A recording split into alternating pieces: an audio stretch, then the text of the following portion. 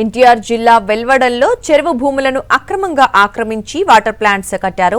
ఇప్పుడు shopping complex కట్టేందుకు సిద్ధమయ్యారని మండిపడ్డారు జనసేన మాజీ అధికార ప్రతినిధి న్యాయవాది రజని. అక్కడ అక్రమ నిర్మాణాలు తొలగించాలని రిటైర్డ్ ఎంప్లాయీస్ కోరుతున్నారని, ప్రతి సోమవారం కలెక్టర్కు వినతులు ఇస్తున్నా ఎలాంటి ప్రయోజనం లేదన్నారు. ఇక సమస్య పరిష్కారమైనట్లు మాత్రం మెసేజ్లు వస్తున్నాయన్నారు. ప్రభుత్వ భూమిని ఎలా విక్రయిస్తారని ప్రశ్నించారు రజని. అక్రమ నిర్మాణాలు చేపట్టిన వారిపై చర్యలు తీసుకోవాలని డిమాండ్ చేశారు. సమస్య పరిష్కారం కాకపోతే కోర్టును ఆశ్రయిస్తామని హెచ్చరించారు రజని. ఈ ప్రభుత్వం వచ్చినటువంటి ఒక 2 సంవత్సరాల లోపు జరుగుతున్నటువంటి విధ్వంసం ఏంటంటే, ఆ భూమిలో చెరువు భూమిలో వాటర్ ప్లాంట్లు కట్టేశారు, హోటల్స్ కట్టి రన్ చేసేస్తున్నారు. ఇంకా కూడా పెద్ద షాపింగ్ కాంప్లెక్స్ కట్టాలని భీములు వేసేస్తున్నారు.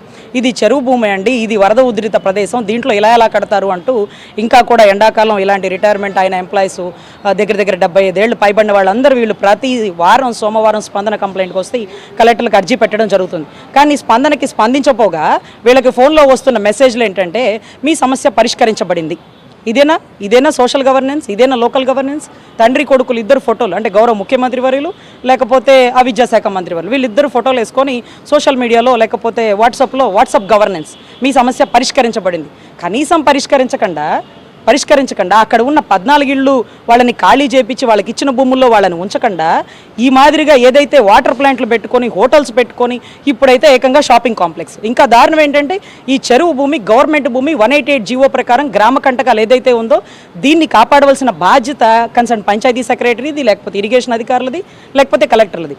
వీళ్ళు పక్కన పడేగా ఈ భూములు ఇంకా అమ్ముతున్నారట. అది ఎలా సాధ్యం?